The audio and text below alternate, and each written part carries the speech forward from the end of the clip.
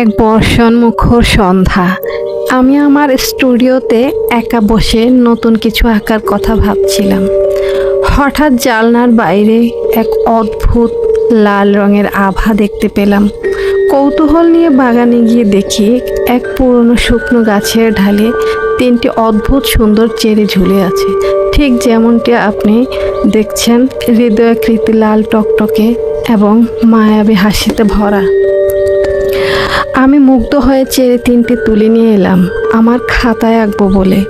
ডায়েরির পাতায় আমি যখন ঠিক ছবির মতো বৃত্তের ভিতরে ওই তিন বন চেরিকে আঁকলাম, তখনই ঘরের বাতিগুলো একবার জ্বলে আর একবার নিভে উঠল। আমি খেয়াল করলাম খাতার ভেতরের চেরিগুলো চোখ যেন নড়ছে। তারা কাগজের ভেতর থেকে আমার দিকে তাকিয়ে একযোগে হাসছে। হঠাৎ ঘরের তাপমাত্রা কমে গেল। আমি হাত দিয়ে ছবিটা ছুঁতেই অনুভব করলাম কাগজটা বরফের মতো ঠান্ডা। কান পাততেই শুনতে পেলাম তিন জোড়া ছোট্ট কণ্ঠস্বর একসাথে বলছে, আমাদের একা রেখো না, আমাদের সাথে চলো।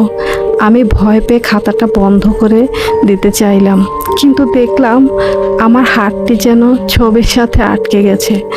ধীরে ধীরে আমার হাতের রঙও ছবিতে থাকা চেরিগুলোর মতো গাঢ় লাল হতে শুরু করলো। পরদিন সকালে স্টুডিওর দরজা খুলে সবাই দেখলো ঘর একদম ফাঁকা। শুধু টেবিলের উপর পড়ে আছে আমার আকাশের ছবিটি, ঠিক যেমনটি দেখা যাচ্ছে। এ তিনটি লাল হৃদয়াকৃতির চেরি এক বৃত্তের মাঝে হাসছে, কিন্তু ছবির এক কোণায় ছোট্ট করে ফুটে উঠেছে চতুর্থ একটি চেরির অবয়ব, যা দেখতে হুবহু আমার মতো।